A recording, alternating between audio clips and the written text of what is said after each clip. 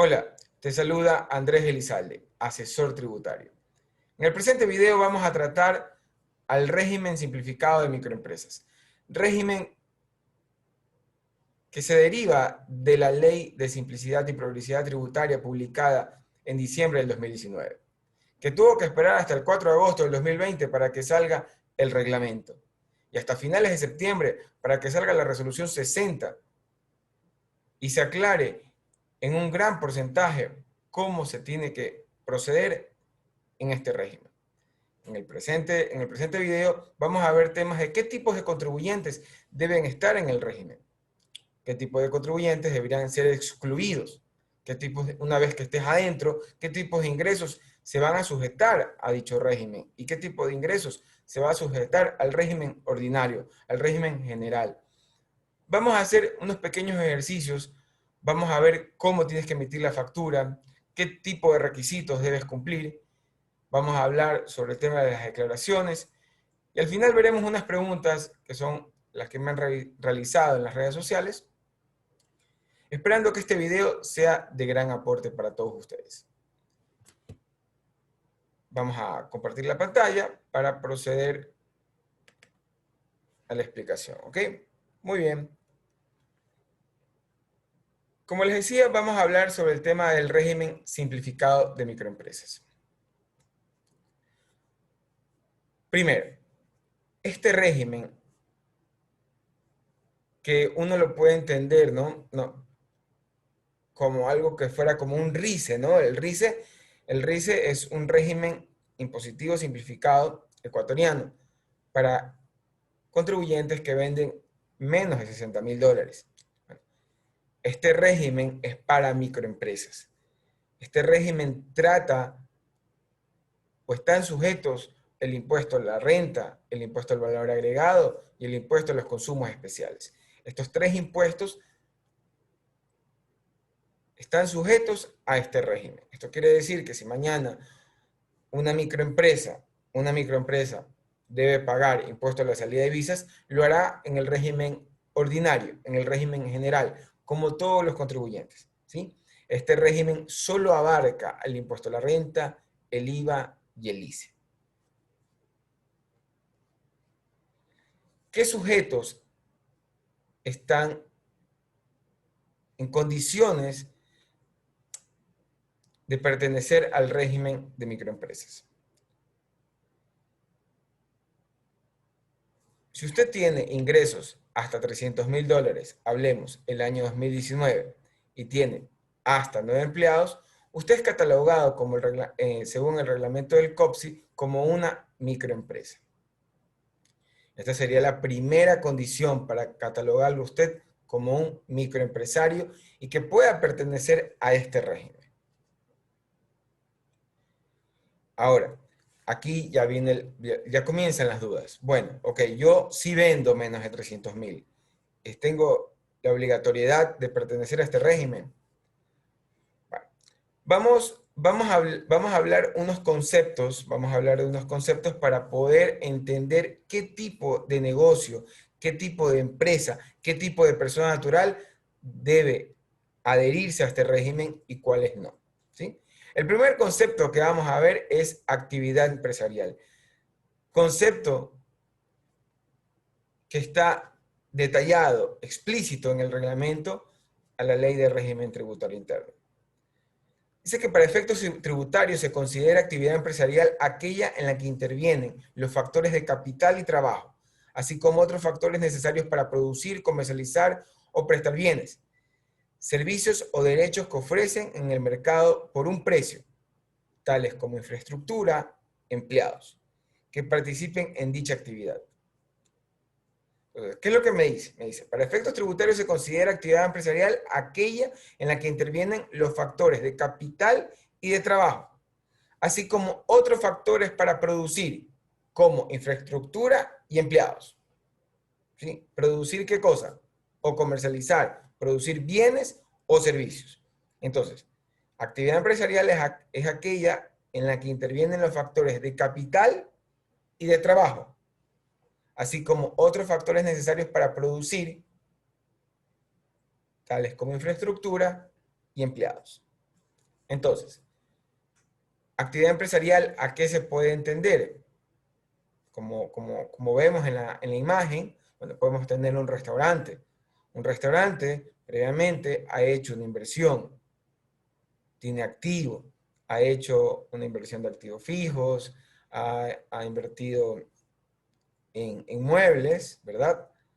Y tiene una infraestructura, tiene empleados, ¿verdad? Produce bienes y servicios, ¿no? Hay un servicio de alimentación. Entonces, esto se podrá conocer como una actividad empresarial. Entonces, debemos estar claros sobre el tema de la actividad empresarial. Entonces, este tipo de negocios de actividad empresarial puede pertenecer al régimen, sin importar si eres persona natural o si eres una persona jurídica, es decir, una sociedad anónima.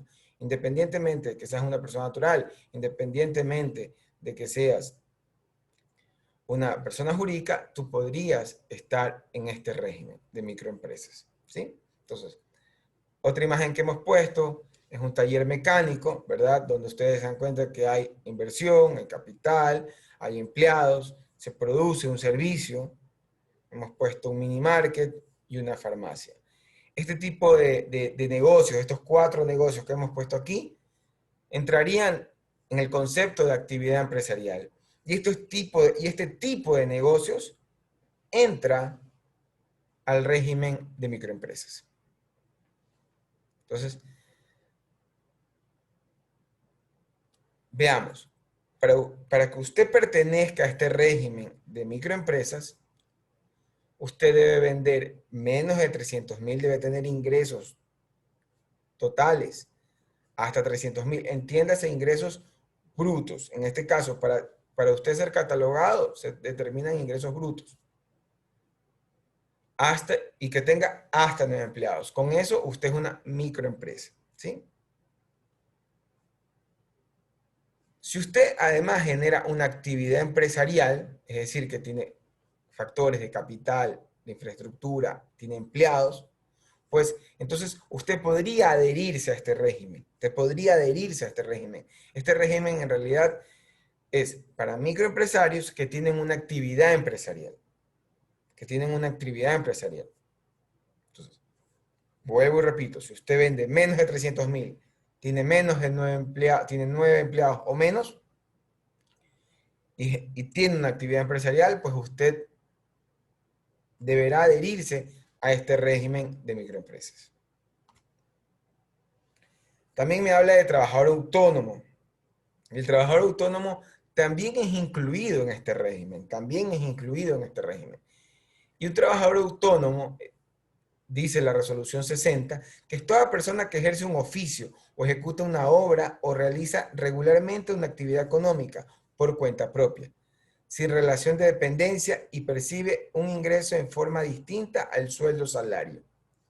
Aquí me dice que se excluyen las actividades económicas de ocupación liberal. Entonces, dentro de la gráfica he puesto un pintor, he puesto un personal trainer y he puesto un jardinero, ¿no? Eso podría ser un trabajador autónomo. Un trabajador autónomo también podría ser un taxista. Un taxista también podría ser un trabajador autónomo, pero no lo he puesto en la imagen porque ellos están excluidos. Ellos están excluidos. Entonces,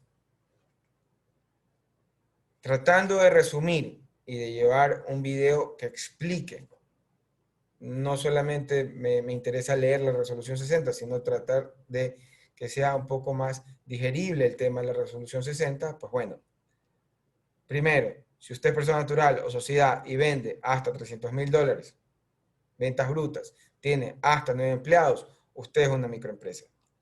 Aparte, si usted genera una actividad empresarial, usted podría adherirse al régimen.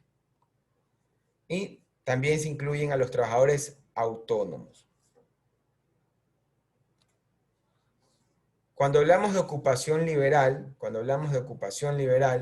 me dice la norma que para efectos tributarios se entiende como actividad económica de ocupación liberal a los servicios prestados de forma directa y personal por parte de personas naturales sin relación de dependencia. Entonces aquí me dice, incluye exclusivamente profesionales, comisionistas, agentes, representantes, artistas y artesanos calificados por los organismos públicos competentes. Se excluye de esta definición a los trabajadores autónomos. Entonces, aquí me dice, ok, ocupación liberal, ¿qué va a hacer? Profesionales, comisionistas, agentes, representantes, artistas y artesanos. Y me dice, por si acaso, cuando hablemos de ocupación liberal, no estamos hablando de trabajadores autónomos. Este tipo de ocupación, este tipo de actividad, no pueden estar en el régimen de microempresas. Por eso le hemos puesto un no. Rentas de capital. Aquellos beneficios o rentas obtenidas por la colocación de capital, derechos representativos de capital, de créditos e inversiones de cualquier naturaleza, como rendimientos financieros, o aquellos que procedan del arrendamiento de bienes inmuebles, así como las regalías, marcas y patentes que disponga una persona natural o jurídica, siempre que no existan procesos productivos o prestación de servicios u otros factores de trabajo. Entonces,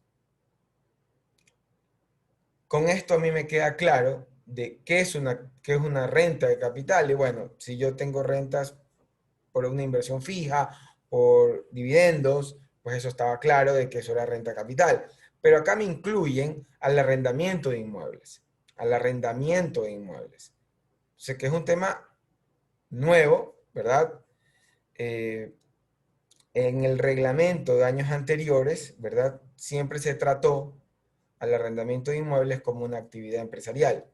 Acá como que le dan un poquito más al concepto, ¿verdad? Porque le dicen, ok, arrendamiento de inmuebles es renta de capital, pero te pone una condición y te dice, siempre que no existan procesos productivos o prestación de servicios u otros factores de trabajo. Bueno, entendería que si usted, no sé, arrienda un bien inmueble y da el servicio de limpieza, pone un servicio adicional que no es muy común, pues en ese caso ya no se estaría tratando de renta de capital.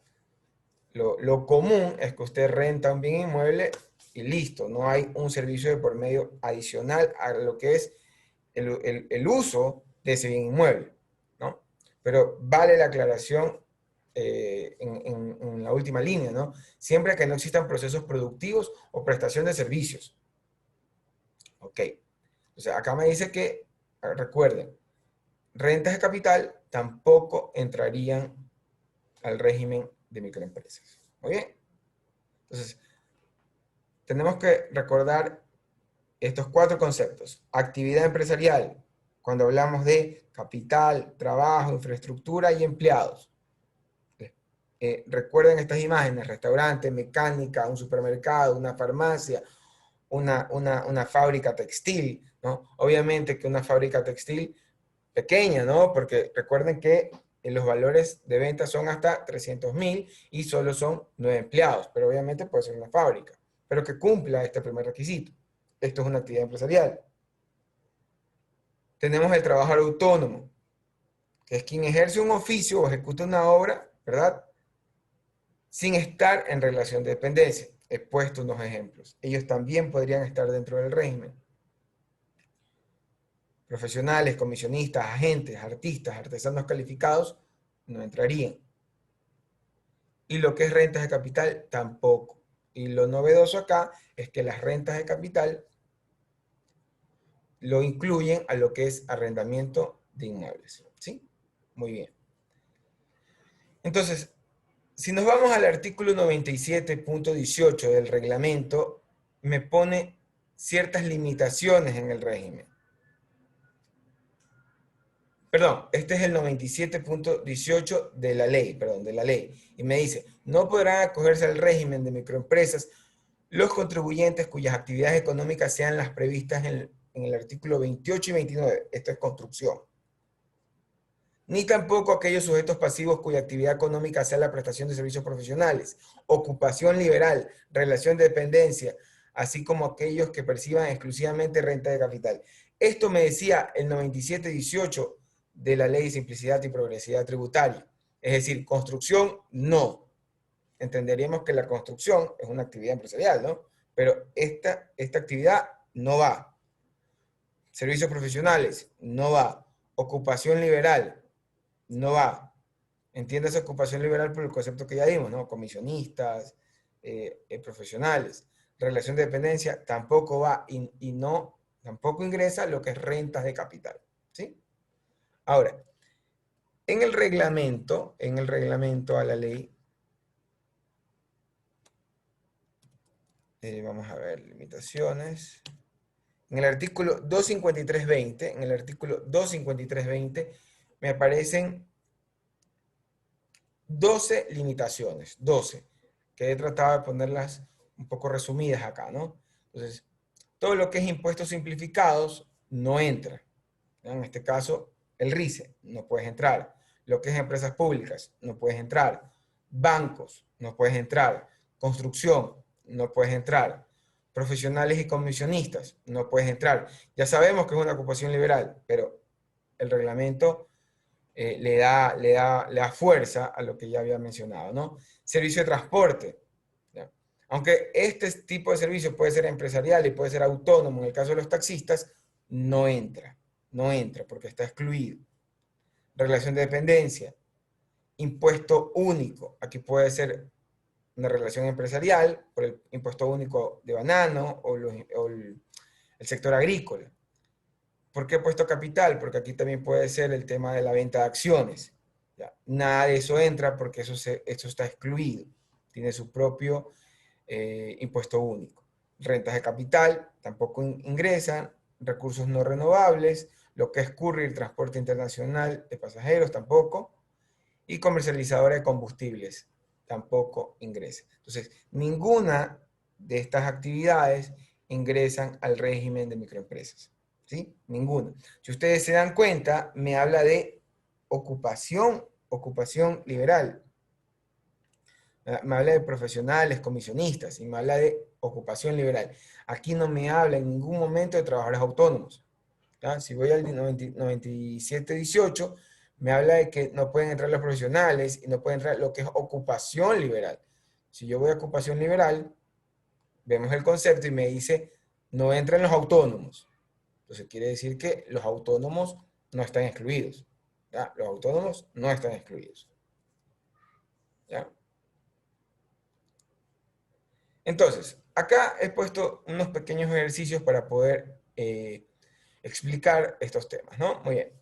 Supongamos aquí tenemos un contribuyente, almacenes diseños, tipo de contribuyente, es una empresa, es una sociedad, tiene ingresos por $250.000 por venta de ropa. ¿Qué régimen va a aplicar? El de microempresas. ¿Y cuánto le van a retener? 1,75. 1,75. Aparte, prestó dinero y va a cobrar intereses. Ese tipo de ingreso, por ser de capital, no entra al régimen de microempresas. Se va al régimen general. ¿Y cuánto le van a retener cuando cobre los intereses? 2%. 2%. Un segundo ejemplo, lavandería soft, persona natural. Esto ya no es una sociedad, es una persona natural. Lavandería soft es una actividad empresarial, ¿no?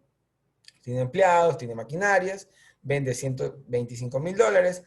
En el lavado de ropa es una microempresa, 1,75 le van a retener. Pero aparte, esta lavandería, que es de una persona natural, va a recibir dividendos.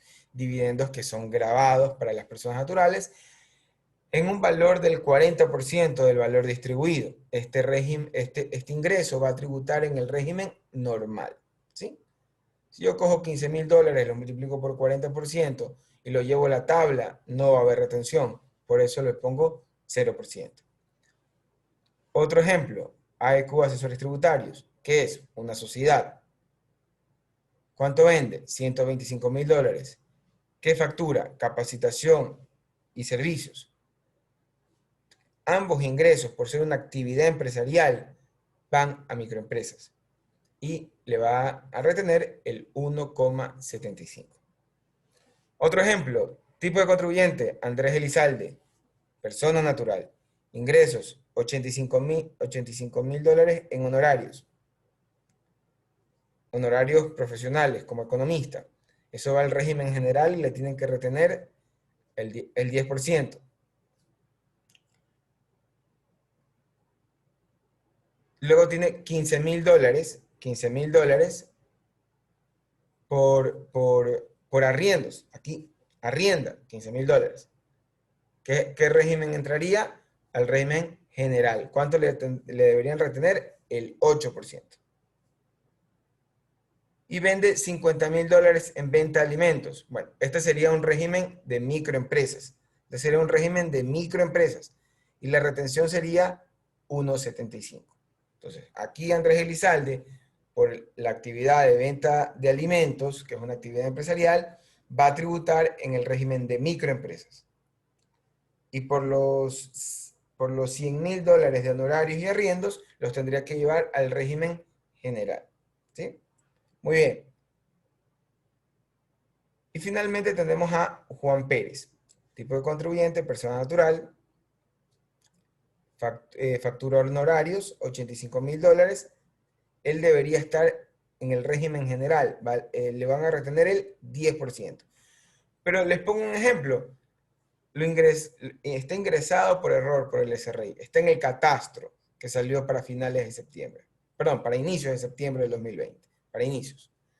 Pero él no estuvo atento, no vio, así que no alcanzó a solicitar la exclusión de dicho régimen. Bueno, él se va a regular por las obligaciones del régimen de microempresas, pero por esos honorarios tendrá que tributar en el régimen general. Es decir, él tendrá que declarar semestralmente, él deberá declarar el impuesto a la renta de manera semestral y luego deberá consolidar. Obviamente, al no tener ingresos de actividad empresarial dentro del régimen de microempresas, la declaración será en cero, las semestrales serán en cero. Y luego tendrá en marzo que tributar por el ingreso de los $85,000 en un régimen normal, ¿no?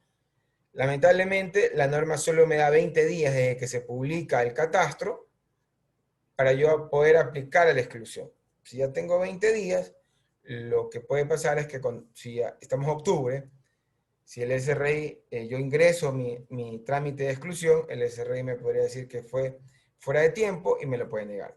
¿Sí? Se podría intentar ingresar el trámite, se lo van a negar porque es extemporáneo, y bueno, podría impugnar, podría aplicar esa maniobra para ver si el SRI en una segunda instancia ya no se lo niega. Pero si se lo vuelve a negar o lo excluye, bueno, hasta que lo excluyan, estará regulado por las normas del régimen de microempresas. Pero ojo, atentos con algo. Si él no sale del catastro, él deberá tener en sus facturas microempresa, pero le van a retener el 10%. Él deberá declarar semestralmente el IVA. Él deberá declarar la renta de manera semestral. Como no tiene ingresos, pues la renta será en cero, porque no tiene ingresos de ese régimen. Y en marzo deberá declarar el impuesto a la renta en un 102A de manera consolidada. Es decir, se va a regular y tendrá que cumplir los deberes formales de las microempresas, pero obviamente no va a tributar el 2% de $85,000 porque ese tipo de ingresos está excluido del régimen de microempresas.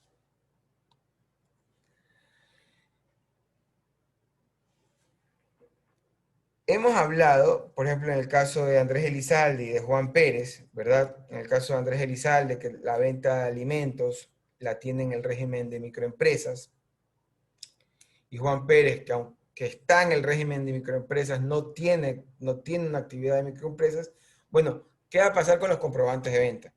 ¿Cómo el adquiriente puede saber si ese ingreso es o no es aplicable a la actividad empresarial del régimen de microempresas? Bueno, en la resolución 60, en el artículo 11, me establece que los contribuyentes sujetos a este régimen deberán emitir los comprobantes de venta retención y documentos complementarios en los casos que proceda, cumpliendo los requisitos y condiciones establecidos en la normativa tributaria vigente.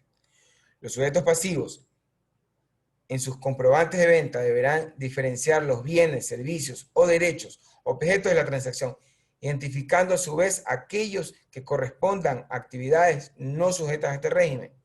Eso es importante. Y luego me dice, los documentos autorizados de los contribuyentes de este régimen deberán llevar la leyenda contribuyente régimen microempresa. Y adicionalmente consignarán la leyenda contribuyente especial, agente de retención, u otras que correspondan de conformidad con la normativa tributaria vigente. ¿Sí? Muy bien. Vamos a la hoja de Excel y aquí yo les quiero enseñar cómo sería la emisión de los comprobantes de venta. Bueno, en el caso de la empresa, supongamos, AECO Asesores Tributarios, que vende consultoría, servicios y capacitaciones, en información adicional debería poner régimen de microempresa. Aparte, también en agente de retención, resolución número 1. Y, obviamente, cuando facture, le van a retener siempre el 1.75. La empresa Asesores Tributarios no tiene ningún problema. No tiene, digamos, ninguna duda. En todos sus pagos le van a retener el 1.75. La mayoría de sus ingresos ordinarios, van a ser dentro del régimen. Y, obviamente, cuando emite el comprobante de venta, está cumpliendo con la leyenda de régimen de microempresa y agente de retención, resolución número 1. ¿Ok? El caso de Andrés Elizalde, les había puesto un ejemplo aquí de arriendo, honorarios y venta de alimentos. Okay, vamos a cambiarlo para llevar el orden, ¿ok? Muy bien. Venta de alimentos estaría dentro del régimen de microempresas. Andrés Elizalde debería poner información adicional, régimen de microempresas. Y aquí le van a retener el 1.75. Pero aparte, si él va a facturar honorarios profesionales y el arriendo de inmuebles, él debería diferenciar, dice la norma. La norma me dice que yo debo identificar a su vez aquellos que correspondan a actividades no sujetas. Debo identificarlos. Vale. Mi sugerencia es que, entre paréntesis, pongamos ingreso no sujeto al régimen de microempresa. Arriendo de inmuebles, ingreso no sujeto al régimen de microempresa. Y obviamente, aquí la retención en venta de alimentos será 1.75, 10% en honorarios profesionales y 8% en arriendos. ¿Sí? Así sería la emisión de los comprobantes de venta en el caso de la empresa de asesores tributarios y Andrés Elizalde. Y bueno, en el otro ejemplo que tenía de Juan Pérez, bueno, Juan Pérez va a ser exactamente como Andrés Elizalde, ¿no? Vamos a ver, vamos a ponerle aquí Juan Pérez.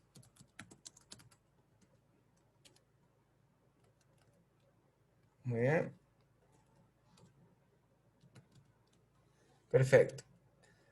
Juan Pérez no tiene actividad empresarial, tiene solamente honorarios profesionales. Entonces él debería facturar, bajo mi recomendación, como que honorarios profesionales le van a retener el 10% y debería detallarlo como ingreso no sujeto al régimen de microempresas. ¿Sí? Información adicional, régimen de microempresas. Así debería facturarlo. Y obviamente él va a declarar semestralmente su IVA, como siempre lo ha hecho. El impuesto a la renta lo va a declarar semestral, pero como no tiene ingresos en actividad empresarial, tendrá que declararlo en cero. Y en marzo va a declarar su impuesto a la renta por el ingreso de los $85,000. Eso hasta que regule su problema de estar en un régimen que no le pertenece. ¿Sí? Muy bien. Otro tema que quería compartirles es el tema de cómo liquidar el impuesto. La norma me habla de que son ingresos brutos, me dice la ley, pero el reglamento sí me permite restar devoluciones o descuentos. Y al final del 253,18 me dice algo interesante, me dice, Al régimen impositivo para microempresas le serán aplicables los beneficios tributarios relacionados con los ingresos previstos en la normativa legal vigente. Entonces, escúchenme por favor, dice, al régimen impositivo para microempresas le serán aplicables los beneficios tributarios relacionados con los ingresos previstos en la normativa legal vigente. ¿Sí? Ok. Bajo mi análisis, lo que puedo entender, ¿verdad? Si yo me voy al artículo 253.18 del reglamento, ¿verdad? ¿Verdad? Este es el 218 del reglamento. Aquí está, ¿no? Al régimen impositivo de microempresas le serán aplicables los beneficios relacionados con los ingresos previstos en la normativa legal vigente. ¿Sí? Entonces,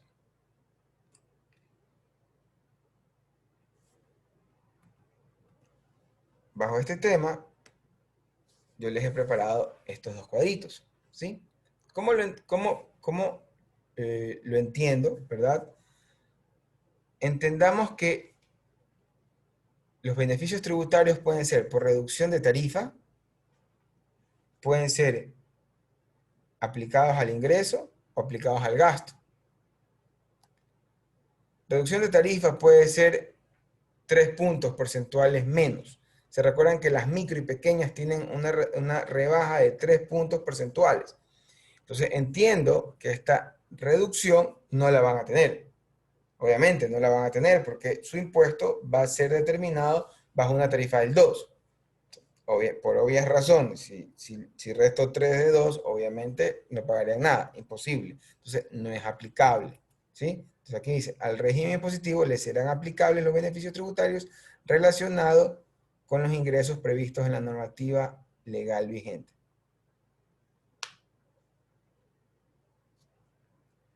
¿Sí?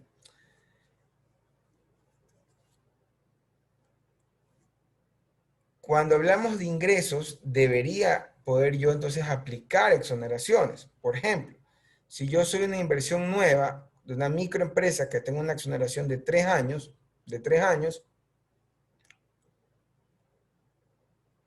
la norma me debería exonerar de impuesto a la renta, entonces yo debería tener un ingreso bruto de 250.000, devoluciones por 20.000, valor neto 230, y tengo una exoneración por todo, y obviamente no tendría base imponible, no tendría impuesto causado, y el valor de las retenciones me generaría un saldo a favor, el mismo que puedo reclamar.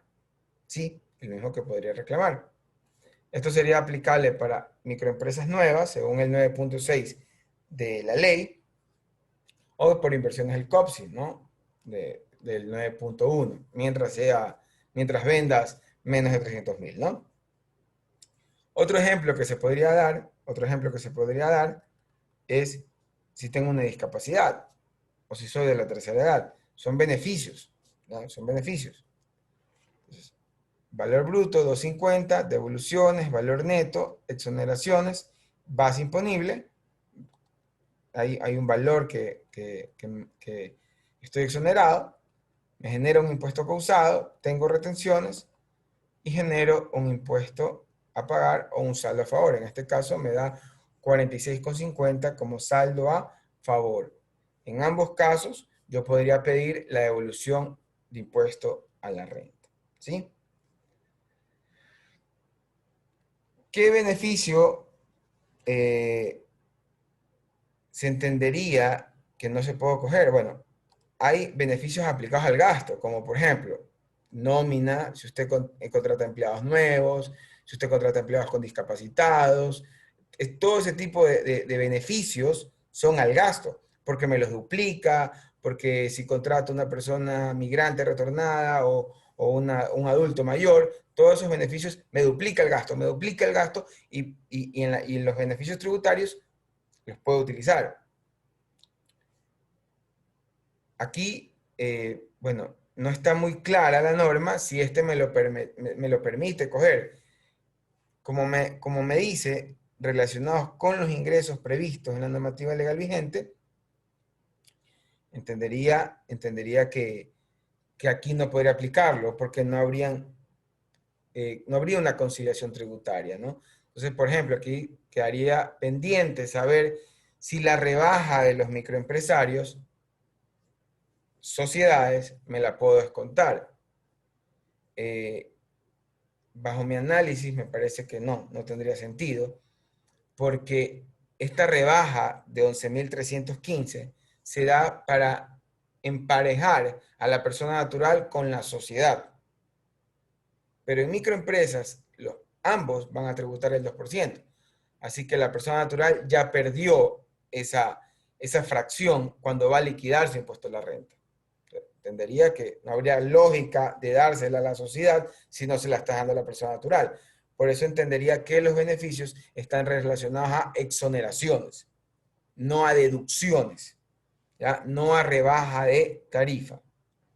Ese es el análisis que hoy les puedo presentar, pero no les podría firmar con piedra porque así como hablábamos a principio de año que los microempresarios no iban a retener ni renta ni IVA, pues mediante una resolución se estableció que se va a retener, así que no les podría dar por firmado a la fecha de elaboración de este video de que eso vaya a ser, pero he tratado de explicarlo de una manera técnica donde yo puedo decir, bueno, ok, tengo beneficios tributarios por reducción de tarifa, no hay sentido de que la aplique. Hay beneficios por incremento neto, por contratación de empleados con discapacidad, hay la rebaja de microempresa que es sociedad. Pero vuelvo y repito, eso fue para emparejar el beneficio de que yo soy una persona natural y tengo una tablita que aplicar. Y si soy sociedad, no lo aplicaba. Entonces, como que me daban ese beneficio solo a la sociedad como para equiparar a la persona natural y a la sociedad. Pero aquí no habría por qué equiparar porque la persona natural tampoco tiene ya la fracción básica. Entonces, me parece que en el tema de rebajas no tendría sentido que tenga el beneficio. Bueno, esperemos cómo serían los formularios, esperemos eso, pero me parece que lo más sensato es que no sea así.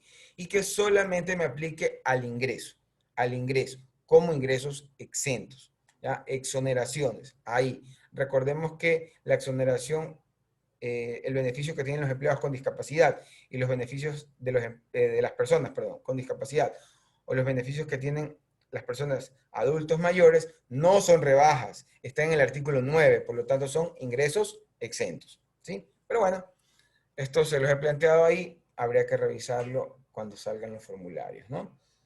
Este tipo de videos es para que nosotros comenzamos a salir de dudas, comenzamos a analizar y comenzamos a ver preguntas que obviamente en marzo nos vamos a volver locos. Si desde hoy las comenzamos a analizar, pues vamos a encontrar respuestas de manera más fácil, ¿no? Muy bien. Así serían dos liquidaciones donde sí me permite obtener ingresos exentos, ¿sí? Recuerden que el saldo a favor de las retenciones sí me permite devolución, ¿no? Muy bien.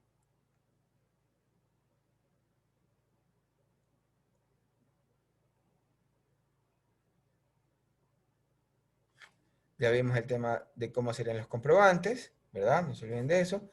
Vimos el tema de los beneficios tributarios.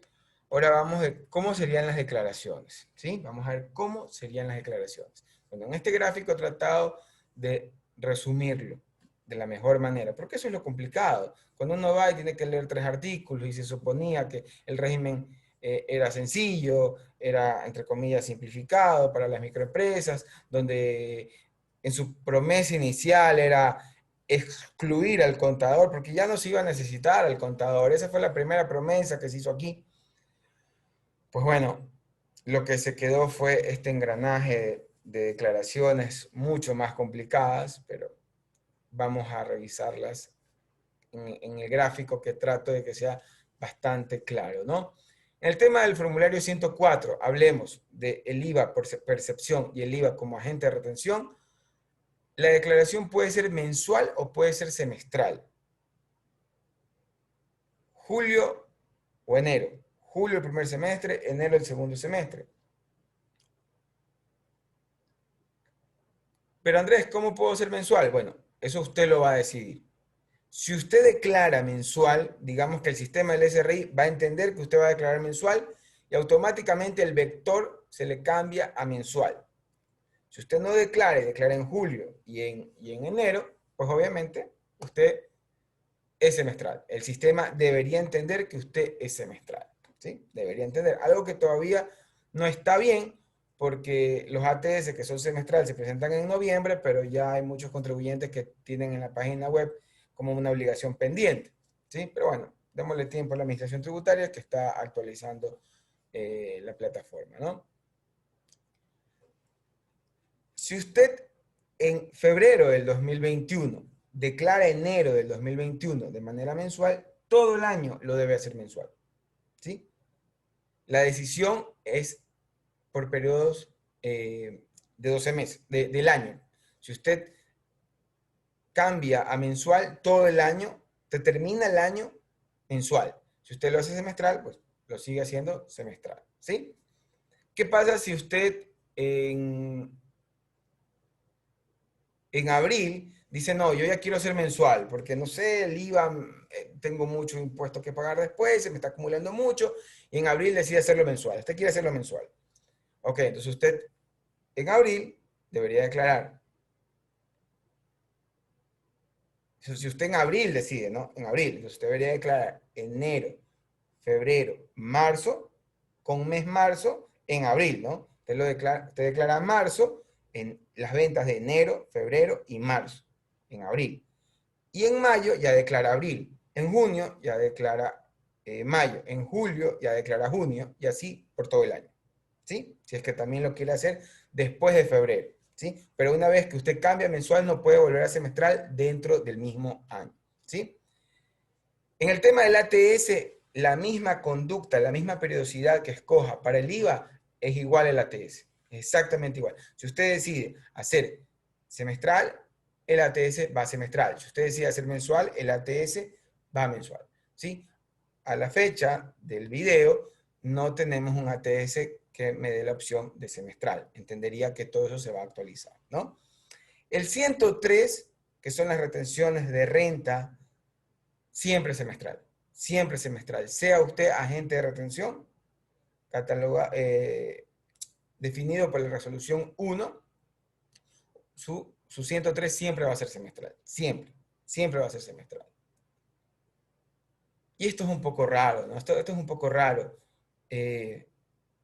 Porque imagínense los contribuyentes que elijan hacer todo semestral y que también fueron catalogados como agentes de retención.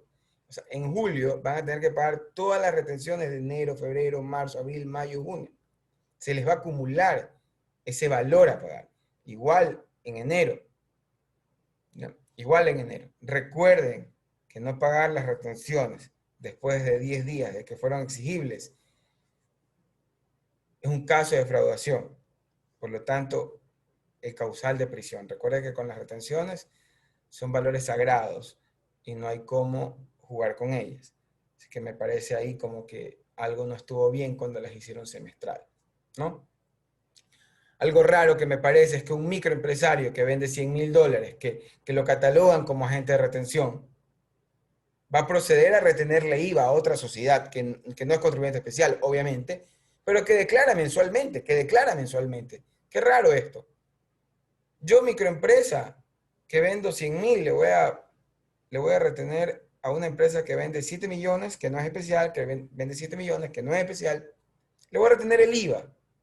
IVA que él iba a pagar el mes siguiente. Pero yo, por estar en este régimen, lo pago en julio o en enero. Como que un poco raro la estructura, pero bueno, así la han hecho, ¿no? Vale el ejemplo para que nos quede claro, ¿no? Y en el caso del impuesto a la renta, pues bueno, acá el impuesto a la renta va a ser semestral. Va a ser semestral. Usted en julio va a declarar los primeros 6 meses de venta. Y en enero va a declarar el segundo, la otra parte, ¿no? Los 6 meses de julio a diciembre. La segunda parte del año la va a declarar en enero. Y aquí aquí comienza el enredo, ¿no? Bueno, ¿y qué pasa, Andrés, si yo cojo un 104 mensual? No importa, igual declaras el impuesto a la renta semestral, igual lo vas a declarar semestral. Entonces, ya no se vuelve tan fácil el punto, porque yo podría llegar a tener IVA mensual, ATS mensual, 103 semestral, 100, podría declarar mi impuesto a la renta semestral y luego tendría que consolidarlo anual. Si la promesa fue hacerlo simple y no necesitar contador, pues se alejaron mucho del objetivo. Y bueno, y el impuesto a la renta, en la mayoría de casos, va a ser semestral y anual. ¿Cuándo habrá que presentar el anual? Porque la semestral siempre va. La semestral siempre va. ¿Y cuándo tendrá que presentar la anual? Cuando tengas otros ingresos que no están dentro del régimen de microempresas. El ejemplo de Andrés Elizalde, que vendía arriendos, vendía honorarios, eso está en el régimen general, y aparte me parece que tiene un restaurante, ¿no? Entonces, las ventas del restaurante tendrá que declararlas en julio y en enero. Y luego, cuando llegue marzo, tendrá que consolidar los tres ingresos. Y ahí procede a hacer la tercera declaración consolidada. Las sociedades, siempre las sociedades, siempre. ¿Por qué? Porque hay que reportar a la super de compañías. Y en caso de que usted necesite hacer un reclamo por pago indebido, por pago en exceso, la presentación de la declaración en marzo es obligatoria.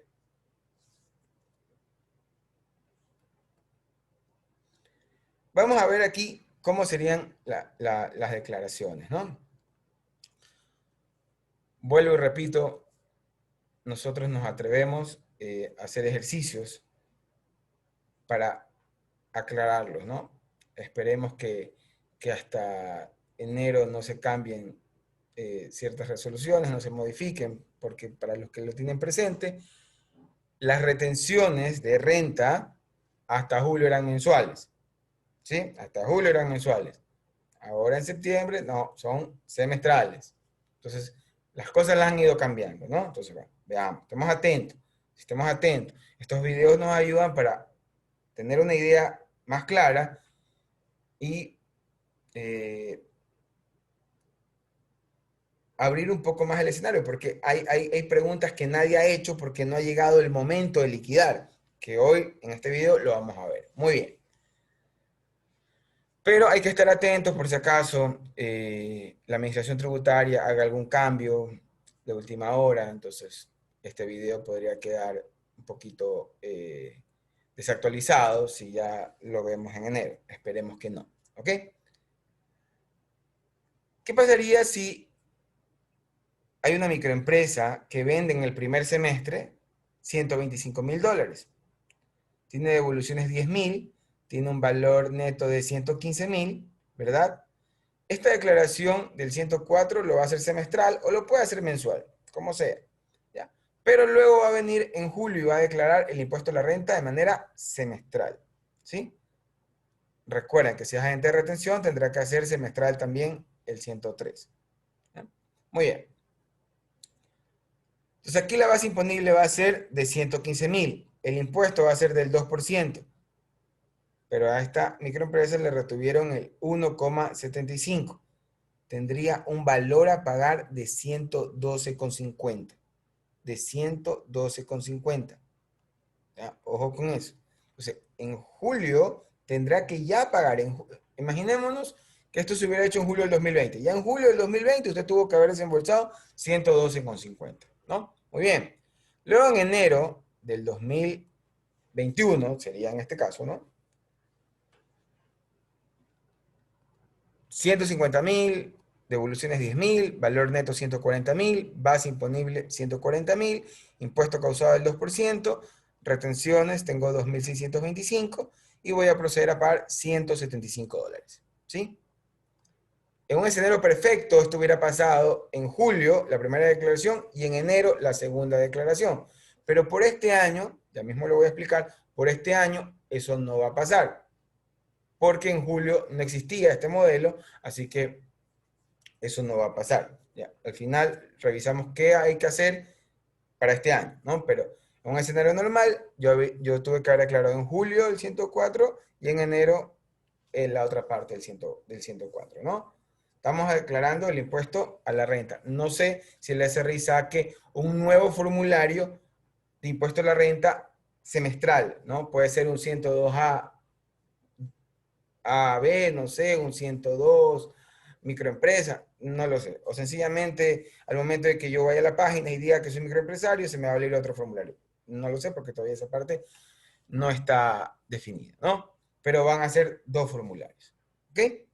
Entonces, si yo ya me voy a mi consolidada, imagínense que esta es una persona natural y no tiene más ingresos, no tiene más ingresos.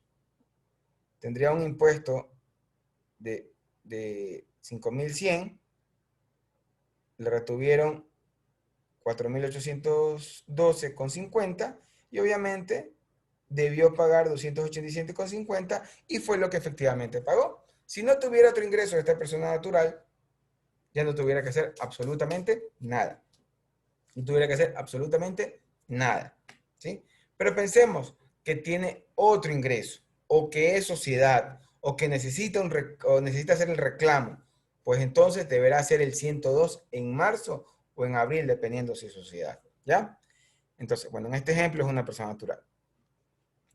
Entonces, acá dice ingresos por la actividad empresarial, 275.000. Devolución, 20.000. Valor neto, 255. Base imponible, 255 y el impuesto me sale igual, 5.100. Bueno, este formulario no está, pero yo estoy tratando de explicarlo como debería ser, ¿no? Vuelvo y repito, esto podría cambiar en el tema ya del formulario, ¿no? Debería haber dentro del consolidado, a mí me están dando un dividendo de $100.000. La norma me dice que el 40% es base grabada. Por lo tanto, yo voy a declarar 40.000. No hay gasto deducible aplicado al dividendo, por lo tanto, no hay gasto deducible. No he puesto gastos personales porque recuerden que para este año 2020, si su ingreso menos los costos es mayor a 100.000, usted no puede cogerse a los gastos personales, ¿sí? Aquí no lo sé, no tengo el dato, no lo he puesto, pero entendería que se pasa, ¿no? Entendería que se pasó, ya por eso no los he puesto, pero les hago acuerdo de eso ahí, ¿ya? Y calculo de la tablita, que está acá, la tablita de impuesto a la renta, calculo el impuesto de los 40.000, ¿verdad? Menos los 21, multiplicado por 15, más 950. Eso me da 3.704, ¿sí? Eso me da 3.704. Ahí está, como lo hice, 40.000 menos 21, eso multiplicado por 15 y eso más 950. Perfecto, eso me da 3.704. Si saco un impuesto global, me daría 8.804,15. Retenciones, voy a coger la de 2.187,50 que cogí en el primer semestre, la de 2.625 que cogí en el segundo semestre y la de $1.000 de dividendos. Además, tengo como crédito tributario lo que pagué en julio y en enero. Finalmente me da un valor a pagar de 2.704,15. Así debería ser de fondo una declaración consolidada. Obviamente no está el formulario, pero así debería ser una declaración consolidada. Ojo que ojo que no existe la figura pago previo, ¿no? Porque obviamente yo hice un pago previo, pero eso se lo va a llamar crédito tributario. Eso sí lo establece el reglamento, ¿ya? Eso sí lo establece el reglamento. Entonces, así sería una declaración en julio, una declaración en enero y una declaración en marzo, ¿sí? Por dividendos. Así tendría que ser. Obviamente, miren, de hacer una declaración pasé a hacer tres. Ahora, aquí hay algo sumamente importante, sumamente importante. ¿Qué pasaría? Escúcheme por favor, ¿qué pasaría si a esta persona no le hacen retenciones? Porque eso es posible. Le venden solo consumidores finales. Si yo borro la retención, entonces yo tuve que haber pagado 2.300. 2.300 en el primer semestre. ¿Ya? En el segundo semestre tuve que haber pagado 2.800. ¿Sí? ¿Cuándo una micro ha pagado tanto? Y obviamente ahí el valor de las retenciones va a variar, va a ser menos porque solo tengo 1000 del dividendo, pero ahora voy a tener un crédito tributario mayor. Y aún así tengo que volver a pagar. ¿Sí? Miren acá que esto es una microempresa. Concentrémonos aquí, solo aquí. Esto es una microempresa que vendió $275,000. No es mucho. Supongamos que vende ropa, vende calzado, vende mercadería. Solo por la actividad empresarial termina pagando $5,100. Solo por la actividad empresarial termina pagando $5,100. Cuando probablemente sus costos podrían ser 250, 260, si tuvo pérdidas. Entonces, el régimen no ve nada de eso y te hace pagar lo que te toque, el 2% del valor del ingreso. ¿Sí? Y también he hecho un comparativo. Un comparativo. Miren, aquí yo quise comparar, miren, como para tener una idea. ¿Se acuerdan que yo les decía aquí 5,100? Es el impuesto de esta tienda de ropa, de esta fábrica de ropa, de esta tienda de ropa, como lo queramos llamar, una actividad empresarial, 5,100. ¿Le retuvieron cuánto? 4,000 y tuvo que pagar 287,50. Lo mismo que teníamos acá, ¿verdad? Es que lo borré. Ahí está. Y 287,50 pagó. Igualito, ¿no? He querido hacer una comparación. Imaginémonos un abogado que facturó en el año $65,000. Facturó en el año $65,000. ¿Sí? Voy a comparar una microempresa que solo tuvo ingresos por su actividad empresarial. Tuvo un impuesto de 5,100. ¿Ya? Y aquí estoy cogiendo un abogado, $65,000 en honorarios. Él no está en la actividad empresarial, él no está en el régimen de microempresa. Él sí se puede acoger a los gastos personales, el otro no. Hay una base imponible, hay un impuesto causado de 5,598. Miren, a mí me da un impuesto causado muy similar al de la microempresa. Muy, muy similar, muy similar. Y bueno, entendiendo que tiene una retención del 10%, tendría un saldo a favor de $900. Pero miren lo que yo he querido exponerles aquí. Miren, ingreso neto de la micro, 255,000. Para que en justicia, porque si decimos que los dos están pagando 5,000 algo de impuestos, los dos están pagando 5,000 algo de impuestos, pues lo justo sería que los dos tengan la misma utilidad, los dos tengan la misma utilidad, ¿no? Bueno, para que eso pase, la micro debería tener 190,000 de gastos y una utilidad de $65,000, ¿sí? Para que pueda decir que fue justo, ¿no? Lo que tiene el abogado y yo, como dos ciudadanos ecuatorianos, iguales. Bueno, para que eso pase, la microempresa debería tener un margen de ganancia del 25%, algo que en el mercado no se da. ¿Tá? Lo cual a las microempresas en marzo, no, en enero se van a dar cuenta de que tiene un efecto muy recaudatorio y para mi criterio bastante injusto. ¿Sí? Eh, Esperemos que hagan ciertas reformas, porque no le veo mucha luz verde, mucha esperanza a este régimen, que se habla mucho, pero no se liquida. Aún no hemos llegado a liquidar. Cuando lleguemos a liquidar y va a decir la microempresa, oye, pero si yo tuve pérdida. Sí, tuviste pérdida, pero igual tienes que pagar 5,100. En este régimen no le importa si tuviste una utilidad de $1.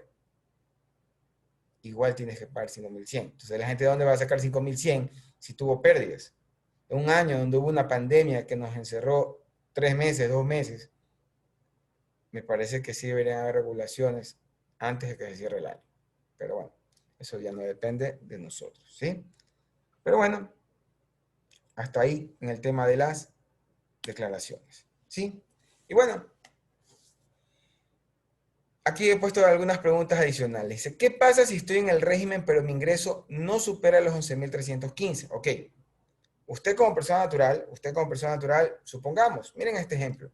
Usted vende $10.000 como un bazar, $10.000 como persona natural, $10.000.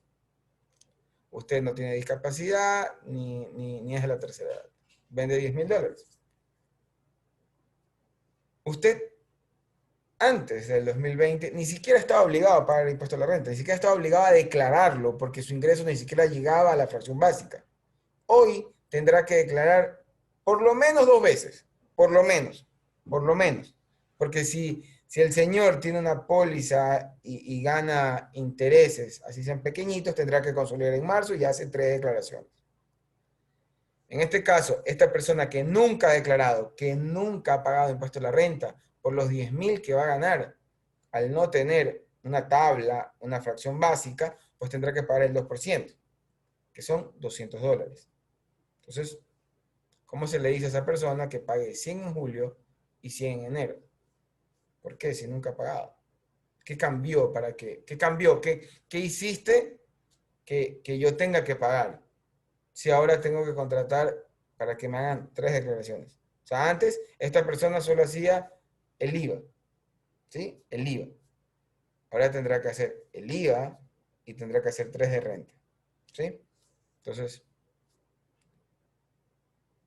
eso va a pasar, que personas que antes eh, pedían devoluciones por $100, $200, no, hoy les va a tocar pagar, ¿sí? En marzo les va a tocar pagar. Entonces, recién ahí, cuando estemos en campañas electorales, recién ahí, se van a dar cuenta de ciertos aspectos eh, un poco, un poco injustos, se podría decir, de este régimen.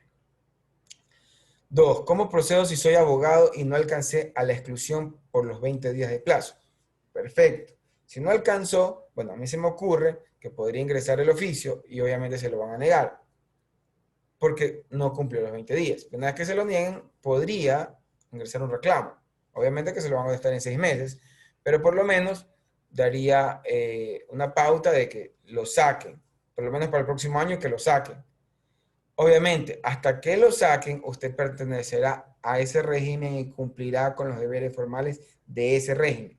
Pero Andrés, yo no tengo ingresos de actividad empresarial, solo arriendo y sueldos y honorarios. Ok, declararás en cero julio y, y enero, tus facturas dirán microempresa, pero cuando llegue el 102A, declararás como siempre. ¿Ya? Y el 104, tú decides si lo haces semestral o mensual.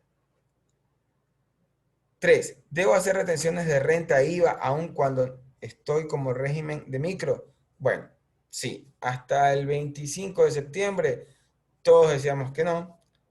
Esa fue la promesa inicial, no retener, no contador. Entonces, el régimen se ha ido desvirtuando de su origen, de su idea original, ¿ya? Pero obviamente tendrás que retener. Y sí, y la cuarta pregunta, si estás en el régimen de microempresa y eres catalogado como agente de retención, esa es la pregunta. Esa es la pregunta 3. Si es que estoy como agente de retención, me catalogaron en la resolución 1 y estoy en micro, ¿debo retener? La respuesta es sí. Sí. Si no te pusieron como agente de retención de la resolución 1, pues solo vas a retener en los casos especiales, que son pago de dividendos, pago al exterior, pago de nómina, liquidación de compra. ¿Sí? Cuarta pregunta. ¿Puedes retener IVA a otras sociedades? Si eres catalogado como agente de retención, sí. Y eso es lo que les decía hace un momento. Eso es lo raro. Yo micro, en el 2019, cuando no existía nada de eso, yo no le retenía a otra sociedad. Ahora le tengo que retener a otra sociedad más grande que yo, que declara mensual, y yo ese IVA que retengo lo voy a pagar en 6 meses. Algo que me parece que es perjudicial para el propio Estado, pero así se ha procedido. 5. ¿Qué normativa contable aplico si estoy en el régimen de microempresas? Bueno, ni para pymes. Si estás obligado a llevar contabilidad, ni para pymes. Eso aplicaría para sociedades. Todas las sociedades tienen que llevar contabilidad. Personas naturales, es un poco raro que lleves contabilidad porque el monto para llevar contabilidad es 300.000. Así que no deberías llevar contabilidad.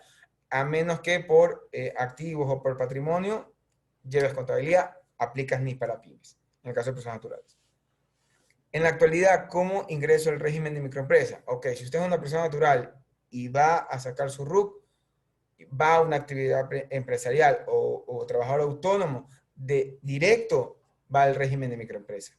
Si usted es sociedad, va a entrar al régimen ordinario y luego el SRI lo va a incluir. Pero primero va al régimen general en sociedades y en persona natural sí va directo. Obviamente, si es persona natural que es abogado, obviamente no va al régimen de microempresas. ¿Cuándo entra en vigencia mi exclusión de septiembre? Si en septiembre a usted lo excluyeron, luego de que sacaron un catastro en febrero, luego sacaron en abril, luego sacaron en junio y por último sacaron otro en septiembre, normalmente las exclusiones siempre entran en vigencia el año siguiente, pero solo la de septiembre de 2020 entra en el mismo periodo. Entra en el mismo periodo. ¿Cómo declaro el 104 por el primer semestre del año 2020? Ok, eso no lo contesté antes para dejarlo en la pregunta. Existe una transitoria en la resolución 60 que me establece que el primer semestre, como no existía nada de esto, se lo va a declarar en enero de manera acumulada. Es decir, que el año 2020 usted va a declarar los 2 semestres en enero de manera acumulada. Va a multiplicar del valor neto de las ventas el 2% y le va a restar las retenciones de dicho régimen. De dicho régimen. Usted no le puede restar las de arriendo, las de sueldo, las de honorario. Esa no, la de dicho régimen. Y si le sale a pagar, pues va a pagar. Y si tiene otros ingresos o es sociedad o debe hacer un reclamo, debe declarar en marzo. Y la última pregunta, ¿qué tiempo máximo voy a estar en el régimen de microempresas? Bueno, el tiempo máximo es por 5 años. 5 años es el tiempo que la norma establece como tiempo máximo, ¿no? ¿Ok? Hasta ahí va el contenido de este video. Nos pueden, bueno, aquí les he puesto el teléfono, si ustedes desean recibir boletines, noticias, cuando compartimos los videos o próximos cursos, nos pueden escribir a este número celular que está acá, nos dan su nombre para nosotros registrarlos y nosotros estaremos enviándole boletines, videos y próximos cursos.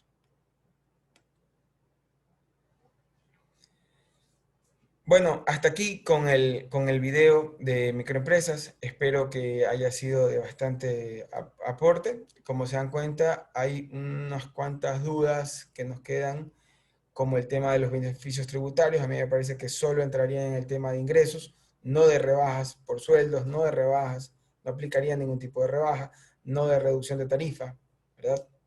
Hemos hecho algunas liquidaciones de